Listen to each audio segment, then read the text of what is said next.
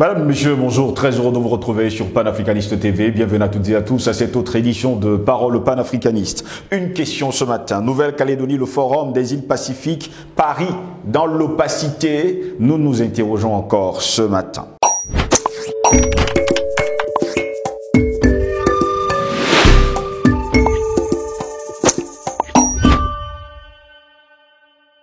Eh bien, lors du dernier jour de rencontre pour les membres de la mission du Forum des îles du Pacifique en Nouvelle-Calédonie, au programme, il y avait des rencontres avec des représentants du monde religieux, des maires, des responsables de l'enseignement de l'Union des femmes francophones d'Océanie et le président du gouvernement. La troisième journée de visite de la mission du Forum des îles du Pacifique avait débuté avec une rencontre avec les autorités religieuses à Nouméa. Il faut dire que l'Église n'a pas été épargnée par les violences ces dernières semaines de ce côté-là. D'ailleurs, c'est une île qui nous tient absolument à cœur. Pour Monseigneur Calvel, l'expérience de nos voisins peut être utile à Nouvelle-Calédonie. Pour avoir visité souvent les Fidji, Tonga, les Salomon, le Vanuatu et beaucoup d'îles du Pacifique, de par mes fonctions, eux aussi ont eu des moments qui ont été durs. L'expérience de violence difficile à remettre dans un chemin du dialogue, eux aussi savent ce que c'est. Mais la délégation est surtout là pour écouter et entendre en tout cas les difficultés concrètes des Calédoniens et des Calédoniennes qui se sentent oubliés. Des difficultés relatées par les membres de l'Union des femmes francophones d'Océanie qui déclarent « On a basé notre bien-être sur le développement économique. Ce n'est plus suffisant. Les gens ont un mal-être. Ils ne se reconnaissent plus dans tout ce système, y compris celui de l'éducation. » Assure d'ailleurs ces femmes, mesdames, messieurs. Elle continue, je cite, « On essaie de faire rentrer une société océanienne dans un cadre qui n'est pas conçu pour nous. Quand est-ce qu'on sera entendu dans nos pays? C'est au moment où la paix vient d'être mise à mal que l'on vient chercher les femmes. À quel moment on nous a entendus ?» s'interrogent encore ces dames vaillantes de la Nouvelle-Calédonie. De leur côté, les représentants politiques espèrent que les leaders du Pacifique sauront jouer de leur influence et écarter entièrement et totalement la France. À cette question justement, est-ce que la France n'est pas dans l'opacité puisque cette organisation des îles du Pacifique veut en tout cas sa liberté. À l'international, il faut également le dire, comme sur le territoire, il y a une tradition océanienne du dialogue et du palabre. Je pense qu'effectivement, ils peuvent inciter les partis indépendantistes à venir autour de la table et c'est important aujourd'hui, indique d'ailleurs le président de l'Association française des maires de Nouvelle-Calédonie, qui n'est pas du tout écouté par les Calédoniens parce que ces derniers veulent tout simplement leur liberté, leur indépendance et ils sont fatigués de la corruption grandissante dans cette île. Ce que l'on entend aussi du Forum des îles du Pacifique, c'est qu'ils appuient la notion de dialogue après cette crise avec des élus indépendantistes qui ont envie de construire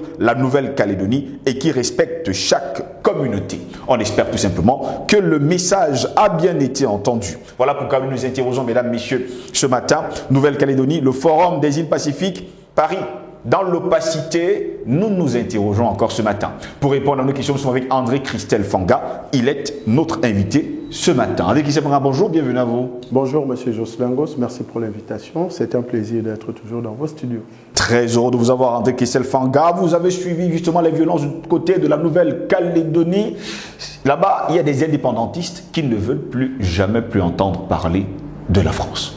Ben écoutez, monsieur Jocelyn Goss, le vent de liberté qui souffle dans le monde veut que tous les peuples s'autodéterminent, c'est-à-dire, décident de prendre leur indépendance, décident de prendre leur liberté, décident de prendre leur souveraineté. Oui. C'est le même vent qui souffle en Afrique, surtout en Afrique francophone, et c'est le même vent qui souffle, n'est-ce pas, dans les îles, n'est-ce pas, soi-disant françaises. En fait, c'est comme si c'est les 3 F ou bien les 4 F qui sont le problème. Oui. Vous savez que les 4 F ont toujours été, n'est-ce pas, l'objet de beaucoup de disputes dans le monde. Parce que quand je parle des 4 F, pour ceux qui ne le savent pas, c'est la France, la franc-maçonnerie, le franc CFA, la francophonie. Oui. Quand je prends les 4 F, la France est citée en premier. La France est citée en premier, ça veut dire que le vent de la liberté qui souffle vise essentiellement la France.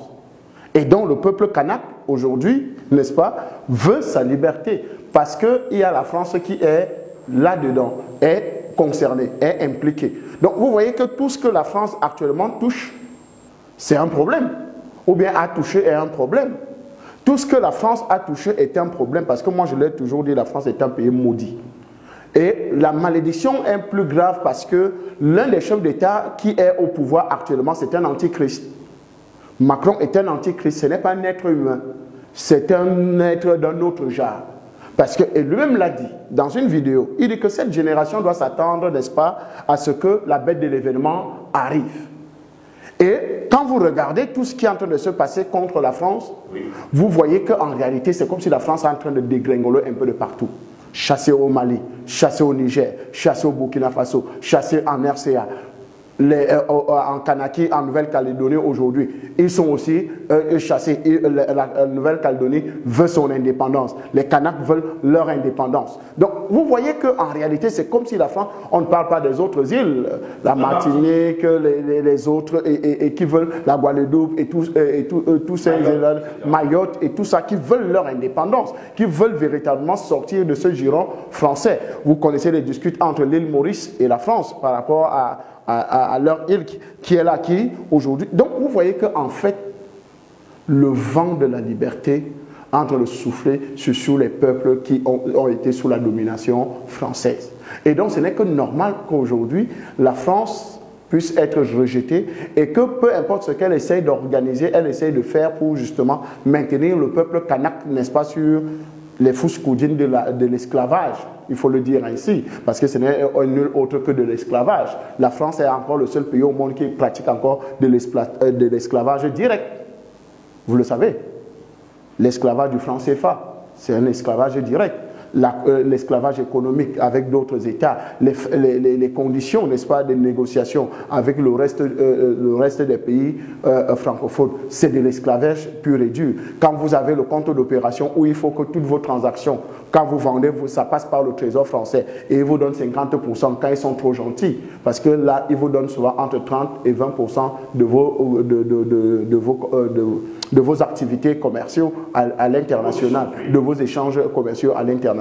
Donc, vous voyez qu'en réalité, ces peuples-là aujourd'hui sont déterminés pour avoir leur indépendance. Et les Kanaks aujourd'hui présentent justement cette situation à la face du monde que mais non, nous sommes aussi des êtres humains. Nous sommes une île qui a droit, n'est-ce pas, à son indépendance, qui a, au lieu d'être toujours gouvernée à des millions de kilomètres par la France.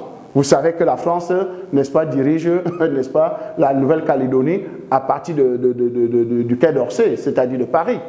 Alors que quand vous regardez la carte et la distance entre ces deux pays, c'est vraiment quasiment à deux bouts de l'autre. Et on est surpris que quand même que dans le monde moderne aujourd'hui, la France continue à avoir des colonies, n'est-ce pas, à avoir des îles qui ne sont même pas à deux pas de sa posture.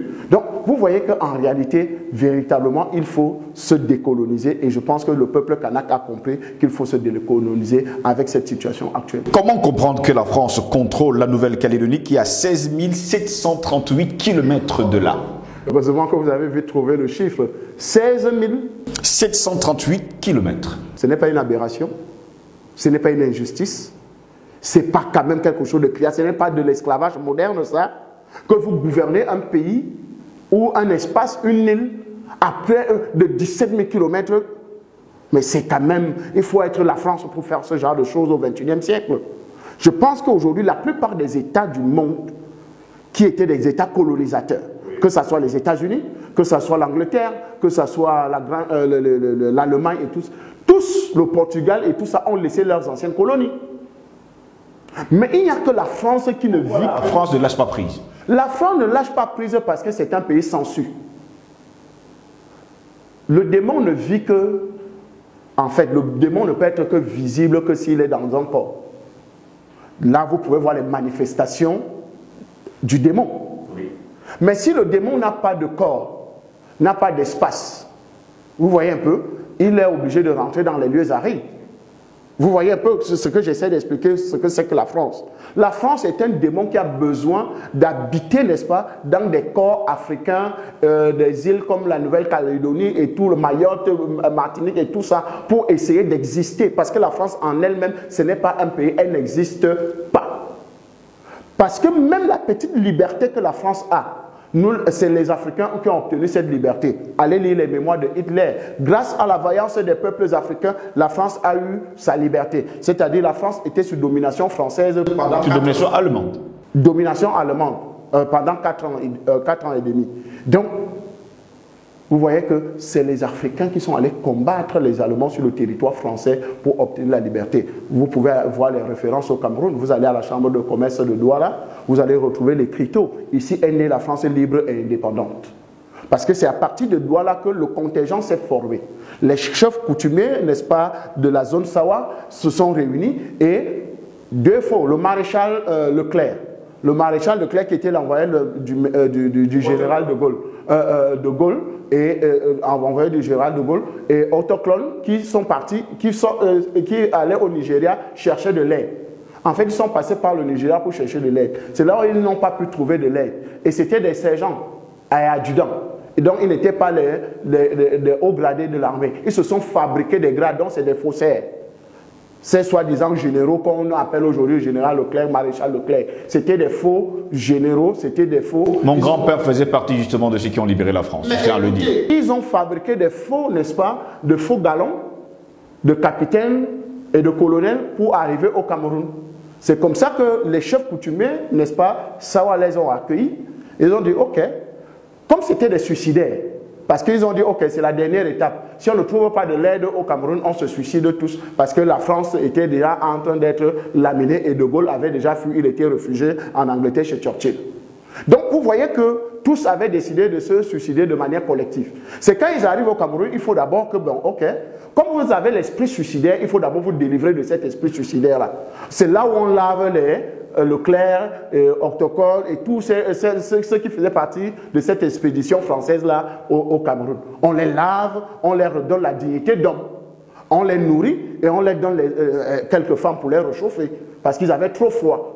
Donc, c'est comme ça qu'ils reprennent les forces. Et on leur donne de l'argent et de l'or, il faut bien préciser. On réorganise la vie de la France au Cameroun. Je dis bien, la France, sa vie a été réorganisée au Cameroun. 27 août 1940, précision faite. C'est comme ça que maintenant, on réunit les hommes, on réunit, n'est-ce pas, tout le nécessaire pour maintenant faire le convoi, maintenant le chemin de Fort-Lamy. Fort-Lamy, c'est l'ancien Tchad. C'est comme ça qu'on appelle le Tchad. Fort-Lamy, ils prennent le chemin, ils montent jusqu'à l'île de Gorée, n'est-ce pas, jusqu'au Sénégal et ils pénètrent, n'est-ce pas, à partir de là pour entrer. C'est là où on parle du débarquement de Normandie, où maintenant les soldats africains atterrissent en France et commencent, n'est-ce pas, à repousser l'armée allemande jusqu'à la libération totale de la France, grâce à la vaillance des soldats africains pris un peu de partout, Cameroun, Tchad, Sénégal, etc., etc., etc. Donc, même la simple liberté que la France a, elle la doit à qui? Aux Africains. Je m'en sois encore le rappeler. La France, un Français de souche, n'a jamais gagné une véritable médaille, que ce soit dans tous les sports que vous connaissez. Vous pouvez m'en citer un? Aucun. Le premier Roland Garros qui entre au palais de l'Élysée, c'est un Camerounais, Yannick Noah, qui le gagne, n'est-ce pas? Et c'est le seul qui existe jusqu'à maintenant, qui existe au palais de l'Élysée. Gagné par Yannick Noah en 1983, le Camerounais. D'ailleurs, il est chef de deuxième degré ici à Etoudi, au Cameroun, malgré qu'il est français. Ça, c'est une digression, une autre histoire. Je prends encore la Coupe du Monde. La France n'avait jamais atteint un haut niveau. 1998, il a fallu que, il y ait dans cette équipe 8 Africains alignés. Je peux commencer. Vous avez Lilian Thuram, vous avez Marcel Desailly, vous avez, ils sont nombreux, je voulais clôturer avec Zinedine Zidane, parce que c'est Zinedine Zidane, l'Algérien, qui donne justement la Coupe du Monde à la France, 98. C'est le premier trophée gagné par la France, grâce à qui encore? Au pays, aux frères africains. On va plus loin. La dernière Coupe du Monde gagnée par la France, je crois que c'est 2010. Quand vous regardez la constitution de toute l'équipe, il a manqué juste qu'on remplace, vous l'appelez le gardien là, comment là, celui qui jouait, pas Mandanda. Mandanda c'est un Africain. Mais les 11 entrants, les 10, pardon, étaient tous noirs et africains. Et là, il y avait 3 Camerounais dedans. Vous avez Tchouaméni, vous avez Mbappé, c'est Colomoni, je crois, il y a un autre, je crois, un autre Camerounais qui était là. Donc, vous avez et sans compter les autres Africains qui étaient là, qui sont là. Donc, vous voyez que même la France est un pays qui ne mérite absolument rien dans l'échiquier. Bon, maintenant, plus grave, l'économie française. Qu'est-ce qui renfloue les caisses de l'économie française? C'est les pays africains. C'est l'exploitation de l'or, l'exploitation de l'uranium, l'exploitation du pétrole, du gaz en Afrique. Et sans oublier bien sûr ces îles qui ont beaucoup donné à la France, la canne à sucre et tout ce qui va avec, l'or. L'or et tout ça, qui ont tout donné à la France. Donc en réalité, la France, c'est un démon, n'est-ce pas, qui vit, n'est-ce pas, sur le sang des autres. C'est pour ça que j'appelle la France un pays sensu. C'est pour ça que la France ne peut pas lâcher prise. Parce qu'en réalité, si la France lâche prise, la preuve en est. Le Niger a pris une décision importante par rapport à son uranium. Vous voyez, la France a dégringolé. En matière d'uranium, en matière de centrales nucléaires, c'est déjà un problème en France. Il y a déjà la rue qui atteint déjà les centrales nucléaires françaises. Le Mali a pris son indépendance. C'est-à-dire, l'or qui était exploité par la France au Mali, la France était 5e producteur mondial d'or. Allez en France, vous n'allez trouver aucun puits d'or. C'est-à-dire aucun espace d'exploitation de l'or en France, dans son espace naturel. Rien. C'est vierge comme une fille de 8 ans. La France est vierge comme une fille de 8 ans, donc il n'y a rien. Sur son sol, rien. Mais elle est 5e producteur d'or dans le monde. 8e producteur d'uranium. Non, 3e producteur d'uranium à l'époque. Mais maintenant, quand ces pays-là ont commencé à prendre des décisions de souveraineté, c'est-à-dire le Mali par exemple, la France est déjà 10e producteur. Donc, c'est en train de régresser. Et d'ailleurs, un célèbre nécromancien, si on peut l'appeler ici, français, appelé Nostradamus, avait dit la France aura un jeune président. Et ce jeune président sera un antichrist. Et quand ce jeune président arrivera en France, la France va occuper les dernières positions, va devenir un pays pauvre très endetté. La cathédrale Notre-Dame brûlera. Il ne faut pas également oublier. Notre-Dame va brûler. Et donc, la France va commencer, on va commencer à marcher pour le pain en France. On va commencer à prendre beaucoup de décisions en France. Il y aura la barbarie, il y aura des tueries. Est-ce que sous Macron, il n'y a pas tout ça? Ça commence à être là. Mais c'est là, la cathédrale n'a pas brûlé, Notre-Dame n'a pas brûlé. Est-ce que la France n'est pas en train de régresser sur l'échiquier mondial en matière de classement, que ce soit économique et de production et tout ça? C'est en train de régresser. Est-ce que les gilets jaunes n'étaient pas dehors pour réclamer, n'est-ce pas, des conditions de vie normaux? C'est exactement la même chose aujourd'hui du côté de la Nouvelle-Calédonie. La Nouvelle-Calédonie est en train de qui déclare depuis le mois de mai dernier qu'elle est abandonnée. Exactement. Donc, pourquoi est-ce que la France ne lâche pas prise du côté de la Nouvelle-Calédonie? Non, la France ne lâche pas prise parce que c'est ces îles, n'est-ce pas, qui font sa force. En fait, vous savez que pour que le général de Gaulle négocie, n'est-ce pas, avec les États-Unis et Churchill, je crois que c'est après la Seconde Guerre mondiale, n'est-ce pas, il fallait présenter, n'est-ce pas, quelque chose de fort. La France s'est présenté comme l'interlocuteur ou bien celui qui représente, que ce soit les îles, la Nouvelle-Calédonie, la Martinique et tout le reste, la Guadeloupe, l'Afrique soi-disant francophone. Vous savez que je n'aime pas trop l'appellation Afrique francophone. L'Afrique, n'est-ce pas, qui s'exprime en langue française, c'est-à-dire les zones CEDEAO, CEMAC et tout le reste. Donc, vous voyez que la France, le général de Gaulle a dit, moi j'ai ces pays-là qui sont sous mon contrôle.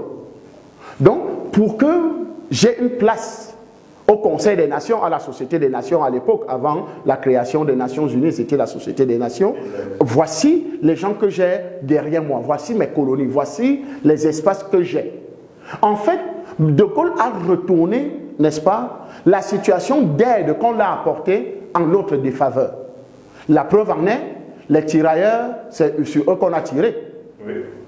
Vous vous rappelez, l'époque de Tcharoy. Donc, au lieu de récompenser, n'est-ce pas, les Africains qui ont bataillé pour justement permettre, n'est-ce pas, à ces gens, n'est-ce pas, de bénéficier des conditions de vie normaux, la France a plutôt les a éliminés. Donc, vous voyez que la France a joué, n'est-ce pas, sur cette politique-là, parce qu'elle est plus politique, n'est-ce pas, et la politique du mensonge, bien sûr, comme c'est l'empire du mensonge, a utilisé ce mensonge-là pour essayer de positionner, n'est-ce pas, son pays à l'échiquier mondial, et c'est ça qui a facilité les négociations. C'est pour ça qu'elle ne veut pas laisser ces îles. Rappelons également à nos téléspectateurs que depuis le 24 septembre 1853, sur ordre de Napoléon III, la France a pris officiellement possession de la Nouvelle-Calédonie, située à plus de 18 000 km de la métropole et à 2 000 km de l'Australie. La capitale, Port-de-France, aujourd'hui Nouméa, est fondée, elle, en juin 1854. Donc, jusqu'à preuve contraire, mesdames, messieurs, eh bien, cette île, la Nouvelle-Calédonie, est entre les mains de la France depuis des siècles. Depuis des siècles. Donc, vous voyez que c'est tous ces éléments-là. Énormément, énormément. Vous comprenez, en fait, tout ce qui est sous la France souffre. Je dis bien, parce que si vous êtes sous la France, vous êtes sous la malédiction. C'est un qui avait dit qu'on a beaucoup de souffrance. Oui, bien sûr. Je dis bien, souffrance, c'est la souffrance. Oui. Vous m'avez bien suivi. Souffrance, c'est la souffrance. Et donc, c'est le seul pays qui a le mot souffrance dedans. Où il y a France dedans. Souffrance, il y a la France dedans. Donc, si vous voulez souffrir, mettez-vous sous la France. Et donc, ce n'est que normal qu'aujourd'hui, n'est-ce pas, les pays, n'est-ce pas, qui sont sous la coupole de la France puissent être dans la souffrance. Et donc, la Nouvelle-Calédonie, c'est normal qu'elle puisse justement être en souffrance aujourd'hui. La Nouvelle-Calédonie doit être en souffrance aujourd'hui parce qu'elle est sous la France depuis des lustres. Vous voyez un peu. Et même les pays africains sont nouveaux dans la souffrance française par rapport à la Nouvelle-Calédonie et tous les autres. Est-ce la fin de la France aujourd'hui du côté de la Nouvelle-Calédonie, avec toutes les violences qu'il y a eu ces derniers temps? Je pense qu'il faut que le peuple calédonien soit résilient. Et pour que le combat ne s'atténue pas, parce que la France utilise, n'est-ce pas, toutes les méthodes. CRS, avec cette brutalité policière de ce côté-là, la corruption des leaders et tout ça, des propositions indécentes en fait. Donc ils jouent sur tous les paliers pour ne pas perdre la Nouvelle-Calédonie. Mais nous savons tous qu'aujourd'hui, au vu de la situation, la Nouvelle-Calédonie et au vent qui est en train de souffler dans le monde, la Nouvelle-Calédonie va obtenir son indépendance, va obtenir sa liberté, va obtenir sa souveraineté parce que c'est quasiment impossible que la France puisse continuer à gouverner ou bien avoir l'autorité sur ces pays-là au vu, n'est-ce pas, de l'engagement des peuples. C'est pour ça que nous pouvons dire au peuple kanak, n'est-ce pas, de ne pas baisser les bras. Allez davantage, n'est-ce pas, mobilisez-vous davantage. Continuez, n'est-ce pas, la résistance, continuez, n'est-ce pas, parce qu'il n'y a que les résistants qui finissent toujours par obtenir des résultats. Mais si vous laissez comme ça, on n'aura aucun résultat. Donc je pense qu'aujourd'hui, véritablement, cette situation va changer parce que la France elle-même est en train de perdre pied à l'intérieur parce que la France n'est plus gouvernée. D'ailleurs, Marie Le Pen dit que la France est gouvernée par les invertébrés. Vous savez ce que ça veut dire? Allez savoir. Les invertébrés, c'est-à-dire des hommes qui n'ont plus de colonne vertébrale. Tous sont devenus des femmes. Oui. Premier ministre homosexuel, ministre des Relations extérieures homosexuel, marié au Premier ministre. Vous voyez, vous avez des gens comme ça. Hein. Ministre de l'Éducation, lesbienne. Ils sont comme ça. Tout un gouvernement presque, des gens anormaux. Des gens qui n'ont pas le sens de la vie et de la famille. Ce n'est que normal qu'ils se comportent de cette façon-là. Et donc, la France va se retrouver justement où elle doit être parce qu'elle a décidé de ne pas d'abord obéir aux lois de la nature et maintenant ne pas respecter les autres peuples qui ont été longtemps à leur service. Parce que si vous ne respectez pas les peuples africains aujourd'hui, qui ont tout donné pour vous, alors vous allez vous retrouver en difficulté. Merci à vous, André Guissefanga, d'avoir répondu à nos questions. C'est moi qui vous remercie pour ces questions extrêmement importantes, n'est-ce pas, pour notre Afrique, pour notre continent et pour le reste des peuples de la Terre, parce que vous savez que le peuple noir est le peuple le plus martyrisé au monde. Vous savez qu'on nous a refusé le droit d'être des êtres humains. Le Code noir, vous le connaissez, le protocole de Toronto, vous connaissez tous ces différents protocoles qui ont été signés dans le monde par le monde blanc occidental, n'est-ce pas, pour dénuer, n'est-ce pas, toute humanité à l'homme noir. Aujourd'hui, que l'homme noir est en train de prouver partout dans le monde, parce que peu importe où vous vous trouvez dans le monde aujourd'hui, vous ne pouvez rien faire sans les peuples noirs du monde. Donc, à ce peuple noir, courage, nous allons vaincre la patrie ou la mort, nous vaincrons. Je vous remercie, mon Dieu. Je vous remercie, mon Dieu, de m'avoir créé noir, d'avoir fait de moi la somme de toutes les douleurs et mis sur ma tête le monde. Le blanc n'est qu'une couleur de circonstance, le noir la couleur de tous les jours, et je porte le monde depuis le premier matin. Je vous remercie, mon Dieu. Je vous remercie, mon Dieu, de m'avoir créé noir. Dédicace à Bernard Bédadier qui nous a quittés. À vous, les Kanaks, Martiniquais, Guadeloupéens, de Mayotte, nous sommes de tout cœur avec vous. Bonne journée à toutes et à tous.